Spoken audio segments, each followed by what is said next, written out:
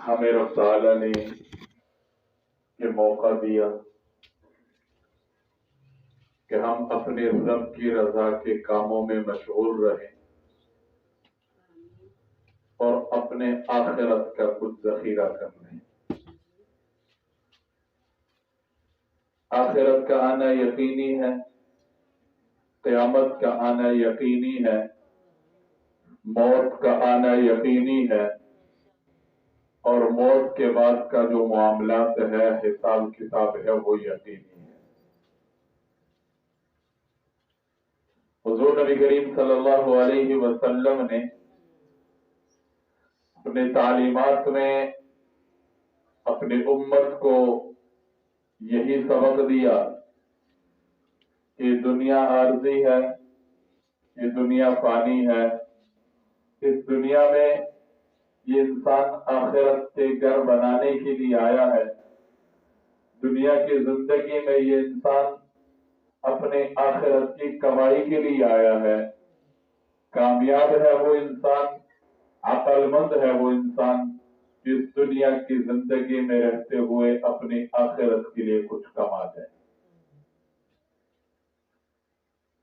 حضور نبی کریم صلی اللہ علیہ وسلم نے گاہے بگاہے اپنے صحابہ کرام کو اسی چیز کا سبق دیا، اسی چیز کی ترغیب دی اور اسی چیز کی نصیحت فرماتے رہے۔ مختلف صحابہ کرام نے حضور نبی کریم صلی اللہ علیہ وسلم سے مختلف موقعوں پر نصیحت طلب کی ہے۔ یا رسول اللہ کوئی نصیحت کیجیے۔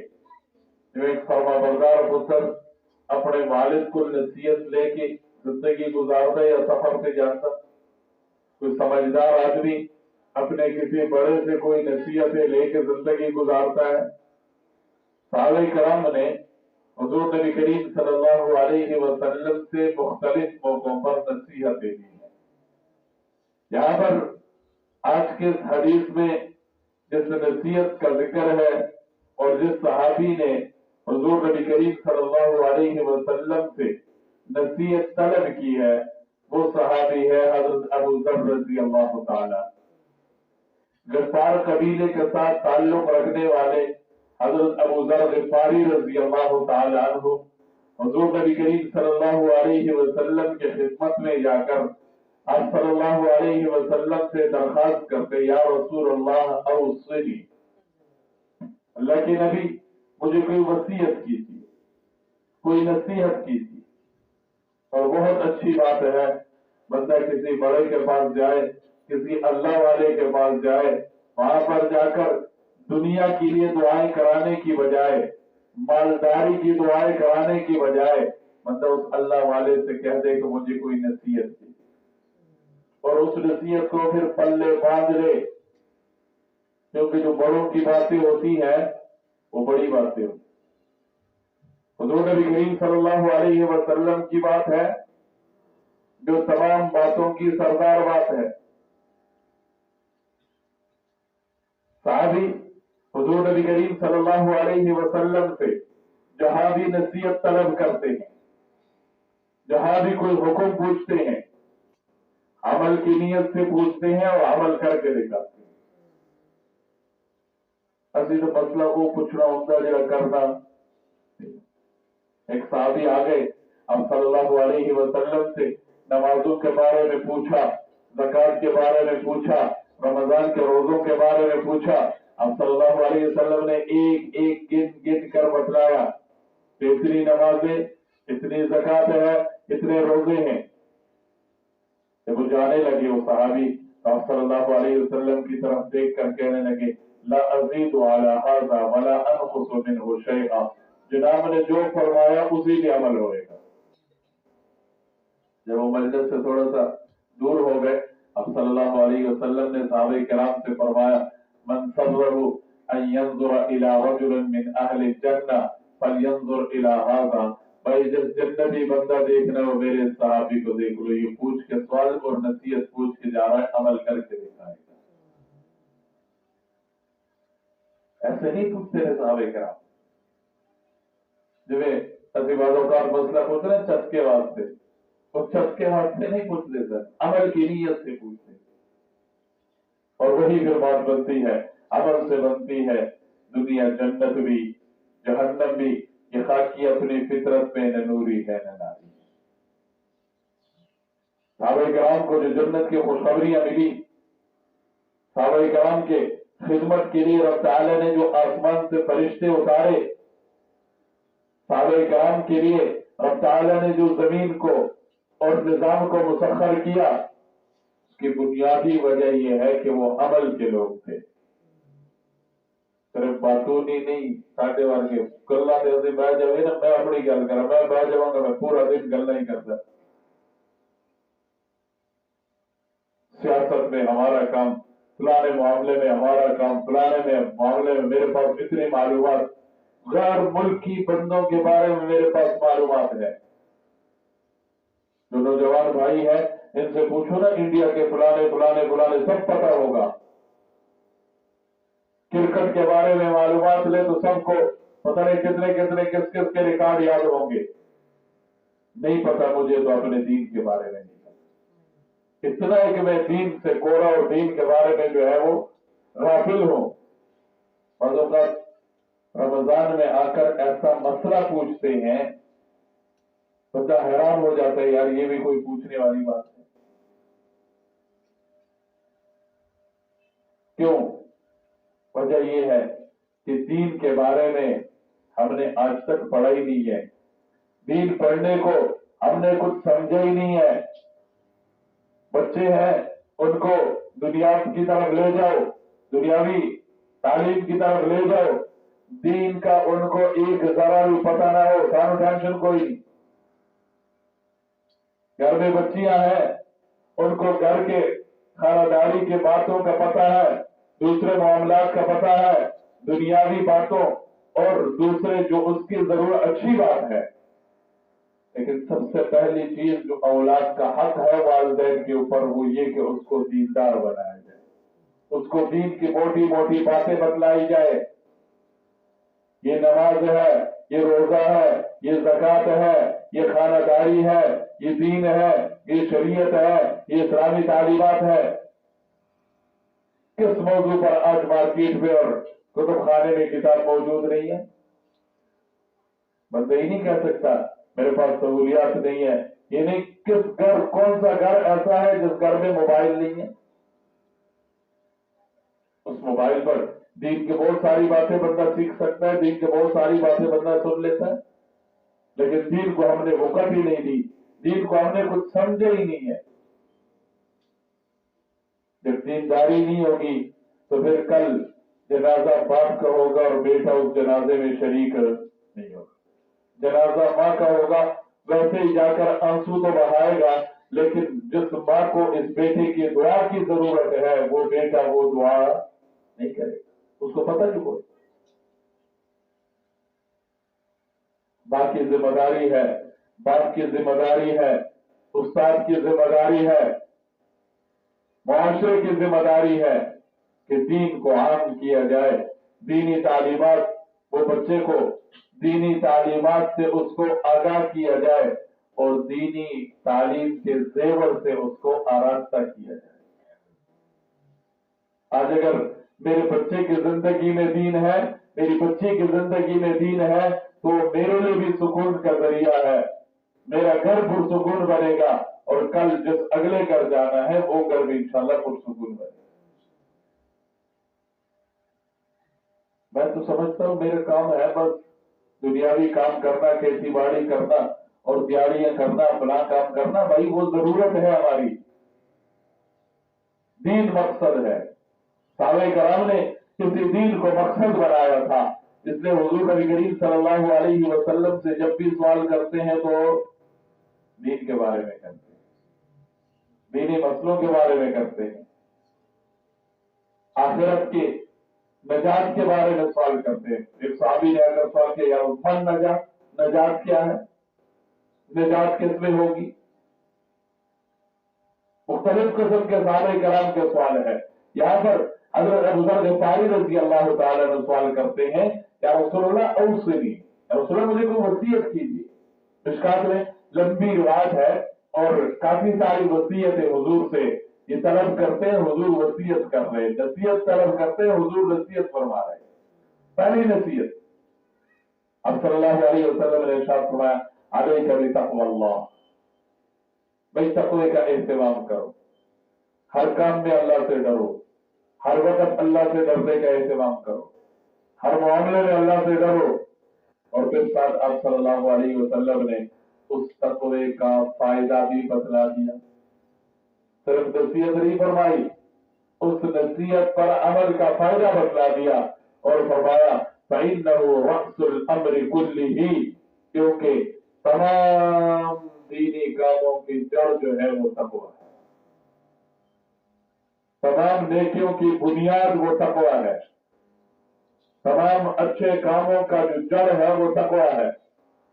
تقوی ہے نماز قبول، تقوی ہے روزہ قبول، تقوی ہے دعا قبول، تقوی ہے رزق کی فراوانی، تقوی ہے ہر مشکل سے نجات، تقوی ہے آخرت میں بلند درجہ۔ فَإِنَّهُ رَأْسُ الْأَمْرِ كُلِّهِ، کیونکہ تقوی تمام کے تمام دینی امور کی جڑ ہے۔ اب جب آپ صلی اللہ علیہ وسلم سے صحابی نے ایک بار نصیحت طلب کی، حضور نے ایک بار بتلا دی، اب وہی صحابی حضور نبی کریم صلی اللہ علیہ وسلم سے پھر درخواست کرتے قل تو زدنی یا رسول اللہ، یا رسول اللہ زدنی، رسول اللہ کوئی اور بھی نصیحت کیجیے، اور بھی کوئی بات خیر کی بتلا دیجیے۔ اب صلی اللہ علیہ وسلم نے جو اگلی نصیحت کی ہے وہ نصیحت آج میرے اور آپ کی ضرورت ہے۔ تقوی وہ بھی میری اور آپ کی ضرورت ہے، اس پر پہلے 2 درسوں میں بات ہو چکی ہے۔ تقوی کیا ہے، تقوی کا مقصود کیا ہے، تقوی حاصل کیسے کیا جائے، تقوی کا پر ملنے والے انعامات کیا ہے۔ وَمَن يَتَّقِ اللَّهَ يَجْعَل لَّهُ مَخْرَجًا وَيَرْزُقْهُ مِنْ حَيْثُ لَا يَحْتَسِبُ، ہم متقی بن جائے اللہ ہمارے رزق کا انتظام اس طرف سے کریں گے جہاں سے ہمیں گمان بھی نہیں، سوچی بھی نہ جو آتے۔ دوسری جو نصیحت ہے علیک بتلاوت القرآن، اب صلی اللہ علیہ وسلم نے ارشاد فرمایا تلاوت قرآن کریم کا اہتمام کرو۔ کیا کرو؟ قرآن کی تلاوت کا اہتمام۔ اہتمام کا کیا مطلب ہے؟ ایک دن کر لو پورا قرآن پڑھ لو پھر پورا سال چھٹی نہیں، روزانہ کی ترتیب سے، صبح شام کی ترتیب سے قرآن کی تلاوت کرنا، یہ قرآن کا اہتمام ہوتا ہے۔ جیسے آپ صلی اللہ علیہ وسلم نے ارشاد فرمایا کہ جو بندہ 5 ٹائم نماز کا اہتمام کرتا ہے اللہ اس کو 5 انعام عطا فرماتے ہیں۔ اہتمام کا مطلب یہ کہ ہر وقت انسان اسی چیز کے بارے میں فکر مند ہے۔ زور پڑھ لی اثر کی فکر لے کے نکلتا ہے، اثر پڑھ لی مغرب کی فکر لے کر نکلتا ہے۔ تو ایسے ہی جو بندہ قرآن کی تلاوت کا اہتمام کرتا ہے، صلی اللہ علیہ وسلم نے علیہ فرمایا قرآن کی تلاوت اپنے اوپر لازم کر لو۔ کھانا اتنا ضروری نہ ہو، پینا اتنا ضروری نہ ہو، سونا اتنا ضروری نہ ہو جتنا ضروری بندہ اپنے لیے قرآن کی تلاوت۔ اور ایسے کئی واقعات ہیں جہاں لوگوں نے قرآن کو اپنا کھانا پینا بنا دیا۔ بھوک لگتی ہے قرآن پڑھ لیتے ہیں، پیاس لگتی ہے قرآن پڑھ لیتے ہیں۔ اب صلی اللہ علیہ وسلم نے قرآن کی تلاوت کے 2 فائدے بیان فرمائے۔ فَإِنَّهُ نُورٌ لَكَ فِي الْأَرْضِ، کہ یہ قرآن کی تلاوت کا اہتمام کرنا دنیا میں تیرے لیے نور کا باعث بنے گا۔ اللہ تجھے اس قرآن کی تلاوت سے بصیرت نصیب فرما دیں گے۔ ایک تو ہے نا بصارت آنکھ کا دیکھنا، اور ایک ہے بصیرت دل کا دیکھنا۔ جو جتنا قرآن کے ساتھ تعلق رکھتا ہے اتنا ہی اللہ اس بندے کو بصیرت سے نوازتے ہیں۔ اور ایک بہت بڑا ذکر ہے قرآن کی تلاوت کرنا، بہت بڑی عبادت ہے قرآن کی تلاوت کرنا، بہت بڑا نیکیوں کا خزانہ ہے یہ قرآن۔ اللہ سے ملاقات اور اللہ کی محبوبیت کا ذریعہ ہے یہ قرآن۔ امام احمد بن حنبل رحمہ اللہ تعالی جو وقت کے امام ہے، فرماتے ہیں میں نے کوئی 70-72 بار اپنے رب کا دیدار کیا۔ کس وجہ سے؟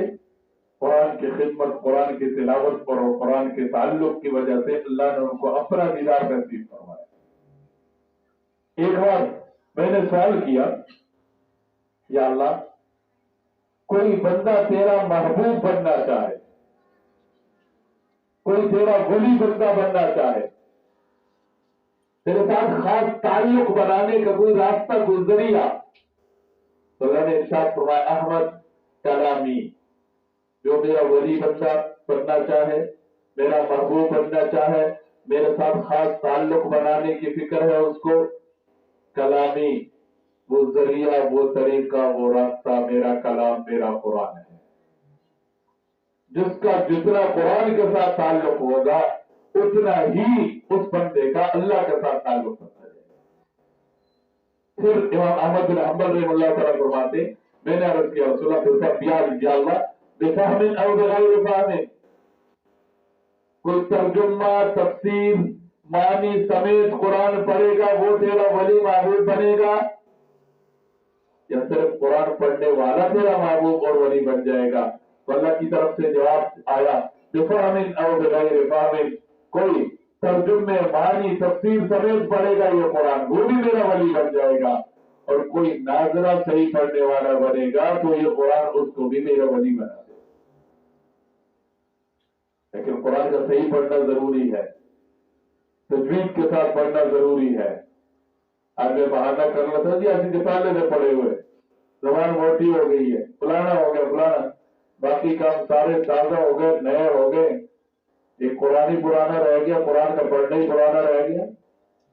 ایسی کوشش ہی کوئی نہیں کی تھی، بس جنہیں پڑھے نے ان جی چوری رکھو، اللہ قبول فرمائے۔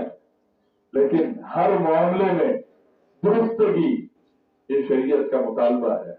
اگر میری نماز درست نہیں ہے تو یہ عذر نہیں ہے کہ میں کہوں جی میں تو انجی سیکھی ہوئی، میں تو انجی پڑھتا نا، اپنی نماز درست کر۔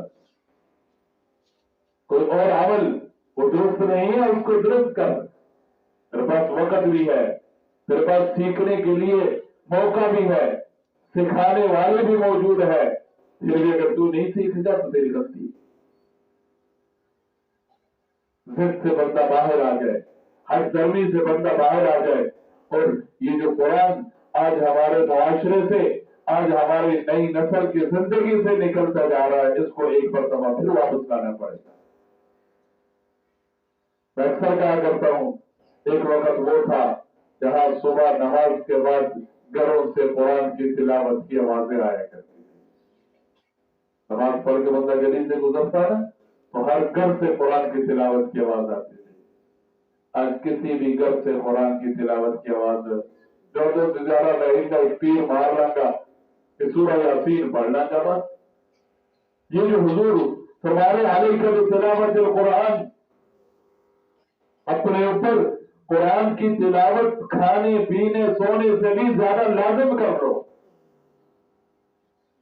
کوئی اور کام چھوٹتے ہی چھوٹ جائے نہیں جی، جو میری تلاوت کا معمول ہے وہ نہ چھوٹے۔ کوئی اور کام کے لیے دھن ملتا ہے نہیں ملتا نہ ملے، قرآن کے لیے، قرآن کی تلاوت کے لیے میں کیا نکالوں۔ جب گھروں میں قرآن کی تلاوتیں ہوتی تھی، آسمان سے گھروں میں برکتوں کا نزول ہوتا تھا، نور کا نزول ہوتا تھا، خیر و برکت کا نزول ہوتا تھا، شیطان دور بھاگ جاتا تھا، اور لڑائی جھگڑے جو ہے اس گھر سے دور بھاگ جاتے تھے۔ آج قرآن کی تلاوت نہیں ہے تو ہر بلا ہمارے گھر میں ہوگی۔ بے برکتی کا رونا ہے، شر فساد کا رونا ہے، لڑائی جھگڑوں کا رونا ہے۔ کون سی پریشانی ہے جو ہمارے گھروں میں نہیں؟ وجہ اس کی کیا ہے؟ ہم نے اپنے گھروں سے قرآن کی تلاوت کو نکالا۔ تو میں بابوں کو بھی کہتا ہوں گھر جا کے قرآن کی تلاوت کر لیا کرو، گھروں میں قرآن کی تلاوت کا اہتمام کرو، घरों में नफल नमाजें पढ़ने का इंतजाम करो। फर्ज वाजिब सुन्नत मस्जिद में और नफल नमाज कहा घर में। फिर सुकून आएगा, फिर बरकतें आएंगी, फिर रहमतों का नुज़ूल होगा।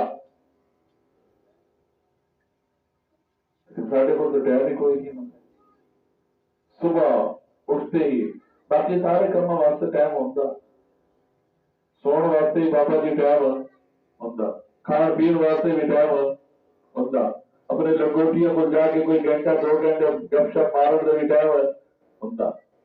आप होना चाहिए, कोई नहीं पता, गपशप लगा लेता है, अच्छी बात है, लेकिन कुरान का के लिए हमारे पास टाइम है।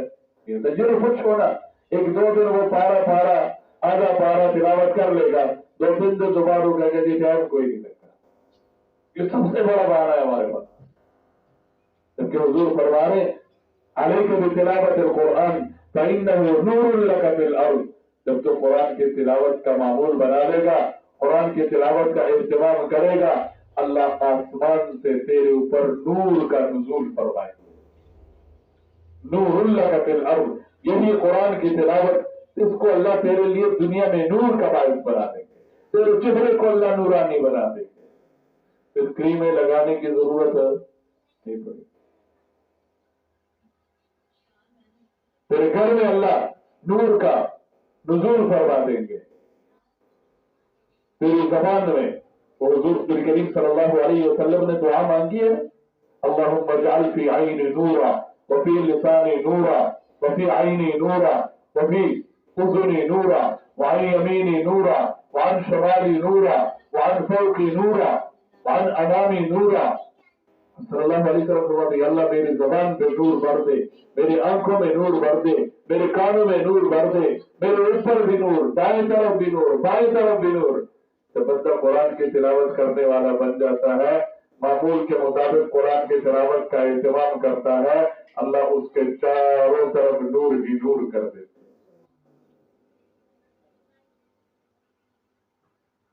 फिर सुभान अल्लाह का नलकम नहीं चलेगा। कौन कौन भाई है जो कहेगा मैं इंशाल्लाह रोजाना की तिलावत करूंगा?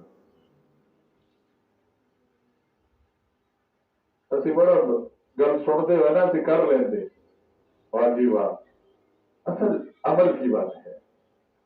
रमजान का महीना इंसान के लिए अमल को आसान कर देता है, और यही से जब बंदा अपना माहौल बना लेता है, इसको कहना है स्टार्ट ले लेना। रमजान से जिस बंदे ने जिस अमल का स्टार्ट ले लिया ना, वो फिर पूरा साल चलाता है, उसका लेके चलता है उसका। और दूसरा फायदा, अब सल्लल्लाहु अलैहि वसल्लम ने इरशाद फरमाया, यही कुरान की तिलावत ज़िक्रुल लका फिस समा, तू जमीन पर बैठकर, चटाई पर बैठकर, अपने कमरे के चारपाई पर बैठकर तो कुरान की तिलावत कर रहा होगा, रब ताला तेरे चर्चे और तेरे तज़किरे आसमान में फरिश्तों के सामने करेंगे। नाम लेकर अल्लाह दरमियान के पर्दे हटा देते हैं, देखो मेरे फरिश्तों, ये मेरा वो बंदा है जिसके पैदाइश के वक्त तुमने एतराज किया था कि पता नहीं क्या करेगा क्या करेगा क्या करेगा। आज देखो मेरा कलाम है, मेरा बंदा है, और मेरा कलाम ले लेकर वो मजे कर, पढ़ पढ़ कर वो मजे कर। और ज़िक्रुल लका फिस समा, मतलब बात हम कह रहे थे ना, कोई बड़ी मीटिंग, कोई यार मेरा भी कोई तज़किरा हो थी, मेरा भी किसी पूछना थी। दुनिया के बारे में हम बड़ा ख्याल रखते हैं, अल्लाह की दरबार से बड़ी किसी की दरबार है, अल्लाह की अदालत से बढ़कर किसी की अदालत है, अल्लाह की बादशाही से बढ़कर किसी की बादशाही, अल्लाह के तख्त से बढ़कर किसी का तख्त नहीं हो सकता, अल्लाह के खादिमों से बढ़कर किसी के खादिम नहीं हो सकते। जब मैं और आप कुरान के रोज के मामूल बनाकर तिलावत का इंतजाम करेंगे, रोज मेरे और आपके तज़किरे कहाँ होंगे? अर्श पर होंगे, आसमानों पर होंगे, 7 आसमान, 7 के 7 आसमानों पर मेरे और आपके तज़किरे। जब मैं और आप तिलावत करेंगे, ये नेकी बनकर पहले आसमान का दरवाजा खुल जाता है, फरिश्ते पूछते हैं किसका अमल है? फलाने का अमल है। दूसरा आसमान के दरवाजे खुल जाते हैं, किसका अमल है? फलाने का अमल। चलते चलते चलते अल्लाह के यहाँ मेरा और आपका ये अमल कबूलियत का दर्जा पा लेता है। और ज़िक्रुल लका फिस समा, एक कुरान की तिलावत, جس کو آج لوگ ہم بھول گئے ہیں، چھوڑ گئے ہیں۔ قرآن اعلان کرتا ہے نا وَمَنْ أَعْرَضَ عَنْ ذِكْرِي فَإِنَّ لَهُ مَعِيشَةً ضَنْكًا۔ تم گھروں سے قرآن نکال دو گے، زندگیوں سے قرآن نکال دو گے، زبانوں سے قرآن کی تلاوت چھوڑ دو گے، میں تمہاری زندگی ایسی تنگ کر دوں گا، تمہاری زندگی ایسی تنگ کر دوں گا کہ پھر جتنا مرضی تم زور لگا لو، تمہارے ہاں وہ خوشحالی، وہ برکتیں واپس باتیں کہتے نہیں آج تو 4 سال میں بڑی برکتیں تھا، ایک قلے تو کتنی کڑک نکلتی تھی، میں کہ ایک قلے تو کتنی کڑک نکلتی تھی، کتنے من، آج کیا پوزیشن ہے، 60 من بابا جی کہتے ہیں، آج کیا پوزیشن، نلکے میں پانی سوکھ گیا، دریا سوکھ گئے، ہر چیز میں کمی آ گئی، 10 بندے گھر کی کمائی کر رہے ہیں، پورا نہیں ہو رہا، وجہ کیا ہے؟ قرآن خود کہتا ہے جب زندگیوں سے، گھروں سے، زبانوں سے، معاشرے سے قرآن نکلے گا تو پھر یہ سب کچھ ہوگا۔ اب تھوڑا سا غور کریں، میرا اور آپ کا بچہ اسکول جاتا ہے، کتنا ٹائم لگاتا ہے؟ 8 گھنٹے، 8 گھنٹے سے واپس آ کر پھر ٹیوشن کے لیے جاتا ہے، کتنا ٹائم لگاتا ہے؟ 2 گھنٹے،